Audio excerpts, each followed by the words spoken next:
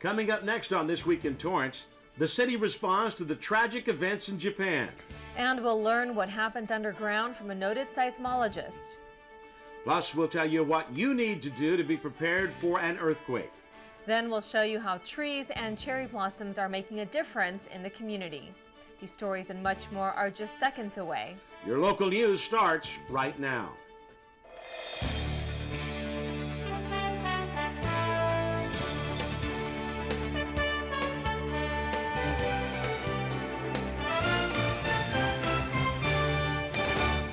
Hello, everyone, and welcome to This Week in Torrance. I'm Jin Chun. And I'm Ben McCain. Thanks for joining us. Here are your top stories.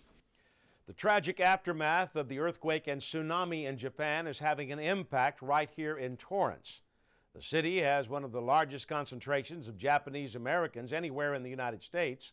Torrance's strong bond with Kashiwa, Japan began nearly 40 years ago. Thousands of exchange students, host families, volunteers, and city officials have been part of the Sister City program since 1973. Besides several Japanese American small businesses, Torrance is also home to the U.S. headquarters of Toyota and Honda. Together, they have more than 5,000 employees. Both Toyota and Honda Motor Corporations are donating nearly $4 million to support relief efforts. Their American offices will also match employee donations. In Japan, Honda is reporting that damage was widespread in an area where the company has several operations. To date, they have confirmed 1 death and 17 injuries. There have not been any fatalities of North American Honda associates on assignment in Japan. Both companies have halted all car production in Japan. Honda has also donated 1,000 generators, gas-powered and home-use gas, canister-powered, and 5,000 gas canisters, along with staff, to explain how to use the equipment. And the tragedy in Japan was not far from people's minds at the most recent City Council meeting. The meeting began with a flag salute led by the president of the Sister City Association, Terry Kuwahara. And during the non-sectarian invocation, council and meeting attendees all prayed for the victims in Japan. Mayor Frank Scotto reassured the city that Kashiwa had been spared from any major damage, and several community members have been in contact with friends who live in our Japanese sister city. Next, Lieutenant Mark Athan of the Torrance Police Department reassured the public that fire and police were in immediate communication when the Japanese earthquake and subsequent tsunami hit. The city's Emergency Operations Center raised the emergency level to level 1 by setting up all necessary hardware like phones and computers. In the EOC, Torrance first responders were also in communication with LA County regarding the tsunami's impact on Hawaii, and Lieutenant Athan reminded all residents to participate in Map Your Neighborhood. The program empowers residents and encourages neighbors to help each other in times of disaster. You can find information on Map Your Neighborhood as well as emergency preparedness on the city's website. And later, the city announced that it will hold 2 public workshops on June 7th and the 14th to discuss the city's operating and capital budgets. As individuals around the world watch the events in Japan unfold, the growing concern is over radiation exposure from damaged nuclear plants. Here in Los Angeles County, the Department of Public Health has issued the following statement. Residents should be reassured that it is unlikely there will be radiation exposure in the United States. However, out of an abundance of caution, the Los Angeles County Department of Public Health, along with federal and state agencies, is monitoring the situation. The department is also reminding residents that radiation will stay in Japan. Rains predicted for Japan will cause airborne radioactive particles to fall into the ocean. Taking potassium iodine, or Ki, is not helpful to the people in the U.S. because there is no radioactive iodine present. Ki pills only block the kind of radiation that is too heavy to travel this far. Again, there's no indication of any threat to the U.S. from radiation released in Japan. For more information, go to the LA County Department of Public Health website at ph.lacounty.gov. As of Saturday, an LA County Fire Department task force is working in the Japanese city of Ofunado. The 72-member team of firefighters, doctors, structural engineers, and search dogs is assisting with search and rescue efforts. When places struck by natural disasters need even more help, individual cities like Torrance are often called. That was the case in 2005 during Hurricane Katrina. The Torrance Fire Department assigned a 2-person team to assist FEMA in Louisiana, Texas, and Mississippi for 30 days. To date, no Torrance firefighters have been called for assistance. New census figures are showing some unexpected trends in California's population. Growth was greater in interior areas like the Inland Empire and Central Valley, with minorities moving away from LA and San Francisco. The percentage of Latinos has also approached the numbers of non-Hispanic whites. Growth was fueled by Latinos, whose population increased to 14 million, and by Asians, whose population reached 4.8 million. Non-Hispanic white and black populations are in decline, and although the state did grow for the first time in history, California did not grow enough to gain a seat in the House of Representatives. And if you never thought eating could help others, think again. Spaghetti and lots of it was served up to serve a foundation supported by the Torrance Fire Department. Reporter Amy Davis has more. Every year, the Torrance Fire Department and the Elisa Ann Roosh Foundation partner to raise money for burn victims. Their annual spaghetti dinner, where firefighters cook the entire meal themselves, has been supported by the community for almost 4 decades.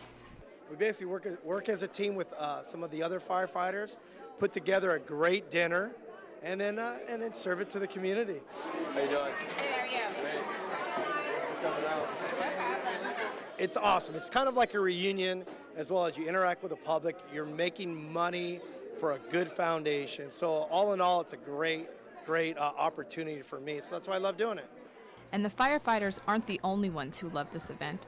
It's also a cause that some important California officials make time to attend. I came to support the Torrance firefighters and the Burn Foundation. I'm so excited. This is always one of my favorite events here in Torrance. Great community support and great firemen to support, as well as helping the burn unit for the children. So I'm delighted to be here. Bowen says that she's come to the event in previous years and is always happy to see the respect given to Torrance's first responders. Torrance is really fortunate. It has a great firefighting force, a great police force, and the community really supports it. These guys want a job, buddy. You guys already eat? I hope so. For the most part, yeah. Here to help out. Helping is an understatement. The fire department has donated all the spaghetti dinner profits to the Elisa Ann Roosh Foundation for the past 35 years. This is one of their biggest, money-making opportunities, and we are more than happy to provide our support to them and bring money to a good cause. The foundation began in 1971 when Elisa Ann Roosh, then 8 years old, died from burns she suffered at a barbecue. Her mother wanted more people to be informed about fire safety, particularly for children. She created the foundation, which had its impact early on. In fact, they first implemented the Stop, Drop, and Roll program in schools nationwide. Today, the foundation uses most of the money raised for camp programs that help burn victims aged 5 through 16 years old.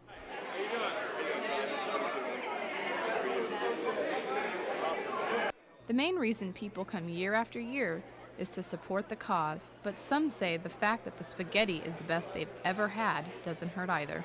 I'd say definitely 10.5. Wow. Yeah, absolutely. Made with lots of love. Oh, I rate the spaghetti a 10 out of 10, not because I was assisting cooking it, but a lot of these people that come back every year, they love our spaghetti. The spaghetti is great. These guys do a good job. It's pretty darn good. Since the spaghetti got such good reviews, I figured I should try it myself. I'd say I give it a 9.5. For Torrance CitiCABLE, I'm Amy Davis. Thanks, Amy. For information on the Elisa Ann Roosh Foundation, go to aarbf.org. Coming up after the break, you've heard time and again that all Californians should be ready for our next big earthquake. We'll tell you how families should prepare. And before we get to the current temperatures outside, if you're interested in sending money to help victims of the tragedy in Japan, here are some organizations accepting donations.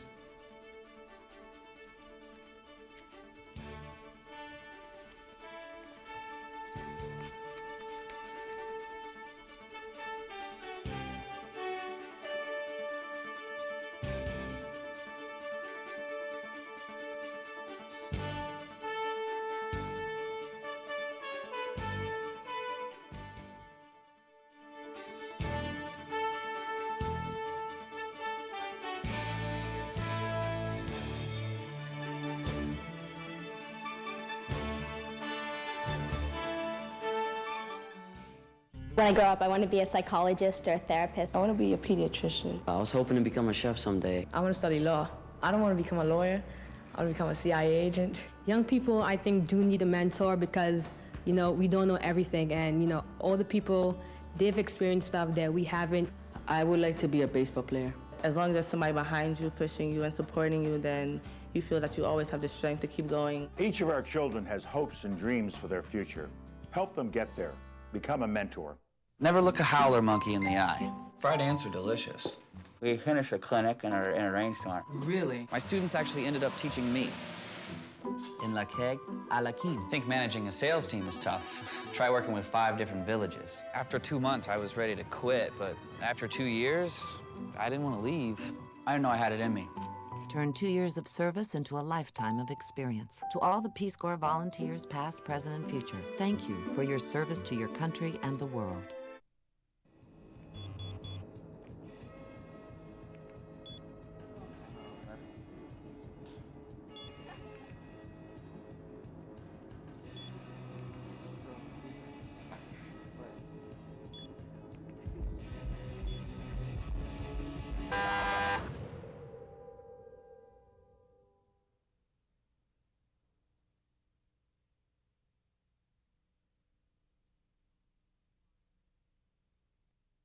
Sometimes I want more information about what's in a video game. Now there's a new way to get rating information along with in-depth rating summaries. Players shoot lasers from an arm cannon and limbs fly off. Check the rating and use rating summaries anytime and anywhere. And best of all, they're free. Formula One racing. For more information about the ratings and rating summaries, go to esrb.org/mobile.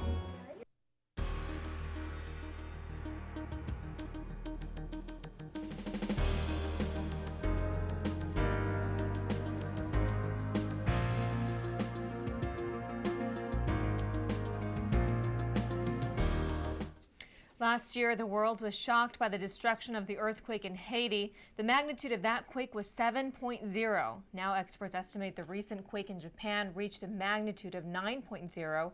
Regardless of the size, the reasons for our earth shaking are the same. So today, we're bringing you back to a 2010 seminar where a seismologist explains what happens when an earthquake hits. Reporter Alexa Sita has this story. Southern California is like a bowl of Jell-O. And you shake that bowl of Jell-O and it shakes. You stop shaking the bowl, what happens to the Jell-O? It continues to shake. That simple explanation made this earthquake discussion easy to understand. Margaret Vinci from the Caltech Office of Earthquake Programs spoke in layman's terms, and she started by dispelling some myths. We talk about earthquake weather all the time. Can happen. Earthquakes start deep in the ground. They're not affected by weather at all. Your animals are not a predictor to the earthquakes. Vinci also revealed that more than 30 earthquakes occur every day in Southern California. And when there is a strong quake, she explained why there's a whole lot of shaking going on. There's a lot of sediment in Southern California, meaning a lot of loose soil. So as the energy travels through the land, if it travels through bedrock, it goes quickly through that bedrock and it doesn't shake as much. If it travels through loose soil, it gets trapped in that soil and it can't get out and it continues to shake. You can hardly move anywhere you're not going to be on a fault, so you need to know what to do. That's because there are 300 known faults in Southern California, but there are also innumerable unknown faults in our area. Northridge was an unknown fault until that deadly earthquake occurred in 1994. This was a magnitude 6.7. To scientists, this was a moderate-sized earthquake. This was not the big one. Scientists often theorize as to what the big one could look like, and if a 7.8 quake occurs on the San Andreas Fault, here's what could happen. This is an earthquake that will take 100 seconds to rupture from one end to the other. We will not feel it here in Los Angeles for 70 seconds. Again, this travels at 2 miles a second, so by the time it reaches us, it will be about 70 seconds. We'll probably lose electricity first. That could be an early warning, but it will take 100 seconds to rupture from one end to the other. Ground shaking of up to 2 minutes in some areas. Northridge shook for 14 seconds. You don't have time to think about it. You don't have time to run somewhere. You don't want to run somewhere because you're going to get hit by flying objects. You're going to be thrown off your feet.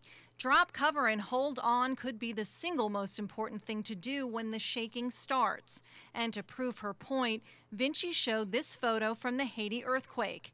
At an elementary school, these desks were the best place to see cover since they were the only things left standing.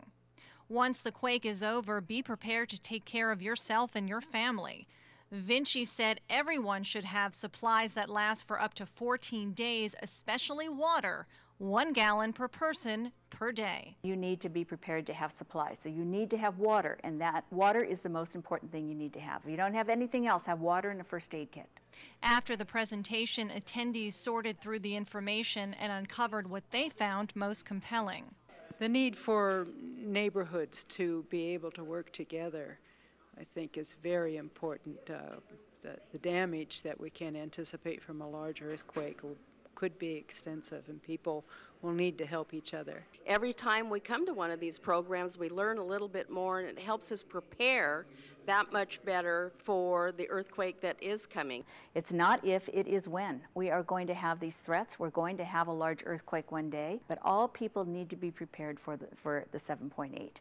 For This Week in Torrance, I'm Alexis Sita. Experts say the recent quake should remind all Californians that, like Japan, we're also living on the so-called Ring of Fire. That's where large numbers of earthquakes and volcanic eruptions occur in the basin of the Pacific Ocean. Many believe that the faults under Southern California are too short and shallow to generate a major earthquake, but now experts believe the events in Japan make that notion wrong. Although the number of Japanese casualties is not yet known, experts believe numbers would be significantly higher if these events happened in another country. That's because Japan has the reputation of being the most well-prepared nation to face natural disasters. Tough building codes, seawalls, and local emergency warning systems are all in place, and residents are drilled in preparedness from a very young age. Well, here in the U.S., some of us are more unsure. Last year, reporter Anna Carranza spoke to residents about what they believe to be true and what the experts say you must do to be prepared. When the shaking starts, do you know what you should do? Some people did, and some didn't. I would probably grab my kids and hide underneath my bed or stand in a doorway or go outside. At home, I would, if I could, try and get away from things that are falling, but not run, and get either under a desk or a table and just ride it out. Usually at home, I heard the bathtub is very safe. So I used to do doorways, but I heard that's not good anymore. So I've bathtub or under a desk or something like that. Get under a mattress, go in the basement, or like get under a doorway. Here at Fire Station 6, the experts sum it up. Drop, cover, and hold on. If you can think of something in your house, maybe a dining room table, that you can get underneath and hold on to the legs. What is it in your home that's very, very sturdy? I heard our good friend from disaster preparedness talk about getting under a sturdy dining room table. Some sort of filing system that you have in your home, something sturdy that will allow you and your family members to take shelter while they're shaking. Hold on until the shaking stops, then consider evacuation of the structure. And what do people think they should do if an earthquake occurs while they're driving? If I were driving, I'd probably just pull off to the side of the road and stop. That actually happened to me once, and my whole car was shaking, so I pulled over to the side and just kind of stayed by the side. If I could, well, I would stop so that I'm not endangering other people or myself, and I would try and pull over to the side of the road and just wait it out and not stop under anything like an overpass or a bridge. Everybody got that one right. We encourage you to do is just pull to the side of the road in a controlled manner, stop, wait for the shaking to stop. You'll have your radio on. Quite often you're going to have emergency broadcasts if it's a significant disaster, giving you further direction on what to do. And while most of us know what an emergency preparedness kit is, not everyone has one. I don't know what that is. Yep, water, flashlights, canned fruit, and beans, and all that good stuff that the kids like. I have partially started an earthquake safety kit, but my goal is to complete it. No, I don't. And we've been talking about doing it and getting water, first aid kit, cans, just a bunch of different things. And we haven't done it yet, but we've been talking about it. Talking about it isn't enough. Our experts say having a plan and preparing your family and home in case of a major quake is the right thing to do. Before, you want to prepare your family. You want to get a disaster kit together. You want to have a plan. The plan is going to include everything from out-of-state contacts to the amount of food and water you have in a home.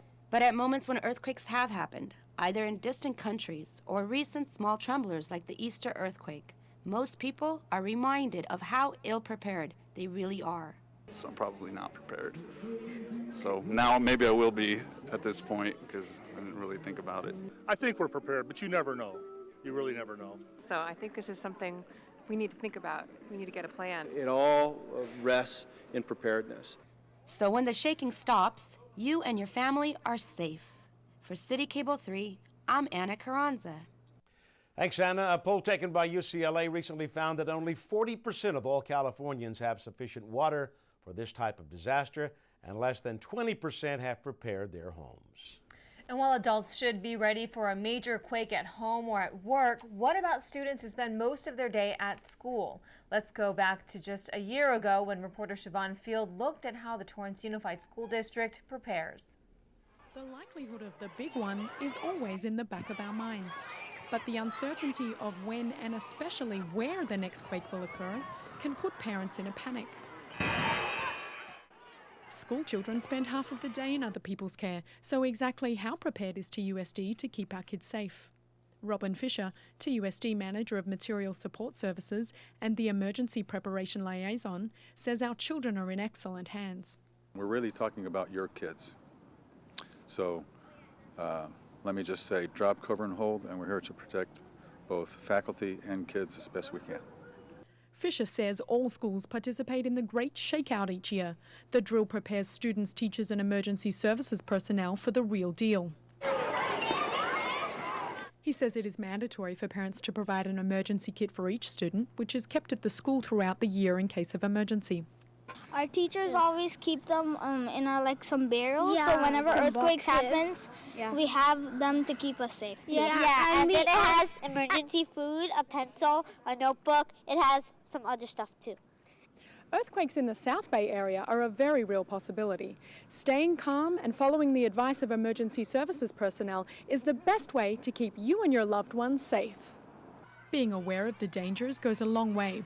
Victor Elementary parent Susan Medit has regular discussions with her two boys about being prepared for an earthquake. We go over it quite often, especially recently. They're aware of what they need to do. As for how the kids themselves feel about the recent tremors, It was a bit scary at first, but then I knew that my teachers and my friends were all there.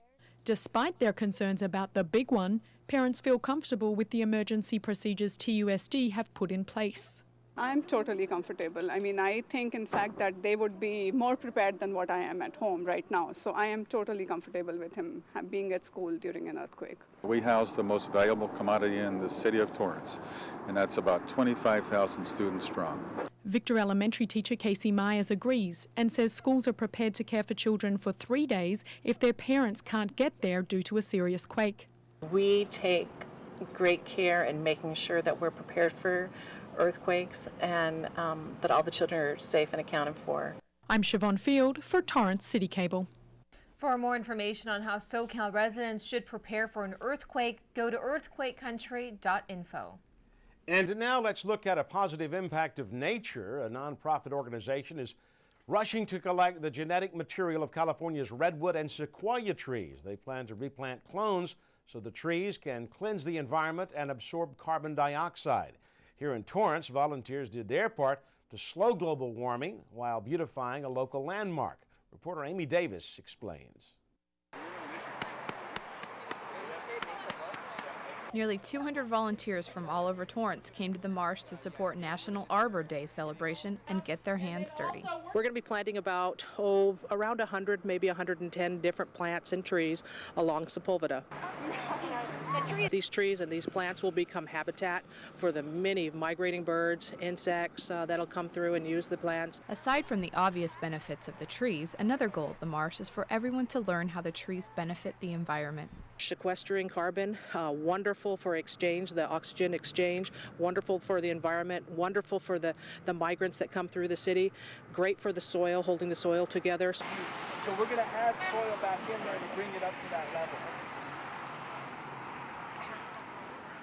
And despite the hard work, these volunteers understand the importance of their efforts. Would you like to come with me to the Journal Marsh do some service hours? It's really fun, and you can help the community out. If you help the earth, it's a better place to live. You know, it's not all smoggy air, breathing toxins all the time. It's just fresh air from plants.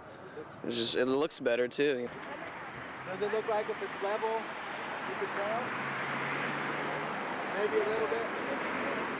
And everyone had fun while helping clean the air one tree at a time. Accomplishment. For Torrance City Cable, I'm Amy Davis. For more information on how you can volunteer at Madrona Marsh, call 310-782-3989. Coming up after the break, we'll give you details on the next installment in a provocative theatrical series. Now here are more organizations raising funds for Japanese earthquake and tsunami victims.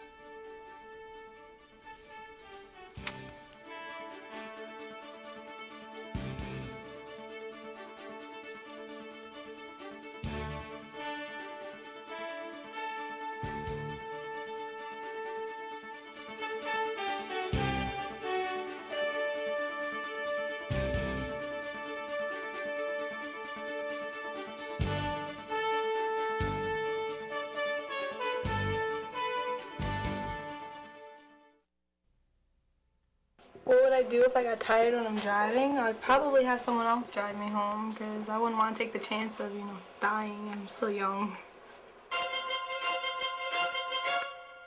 Yeah, sometimes I almost fall asleep when I'm driving and it really scares me, so I pull off the road. Most times I'll try to get some coffee, anything that will give me a little burst.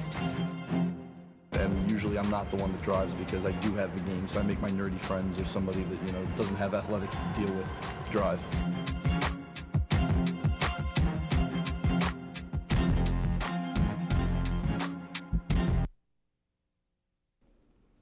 The Works in Progress series continues with Volume 2 of the Pentagon Papers on Saturday, March 26th.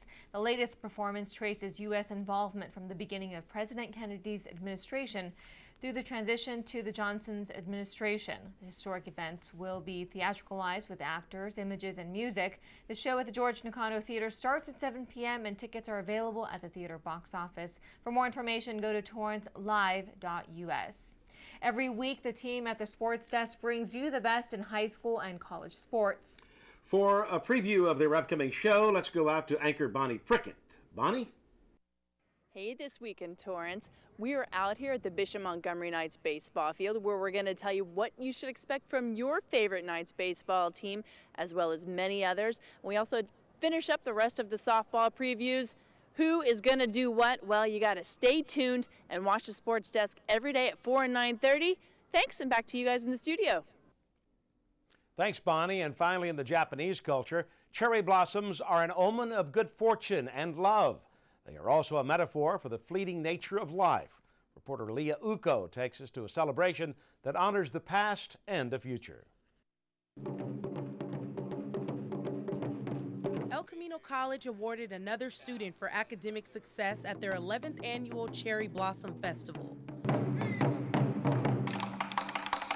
Nee Trin walked past blossoming cherry trees to accept the Dr. Nadine Hata Memorial Scholarship. It's only me, it's only one person can have this award. So that's making me feel really so excited, and then I feel I'm surprised and I believe, It was only Trin this year. She is among the 5 students to ever receive this award.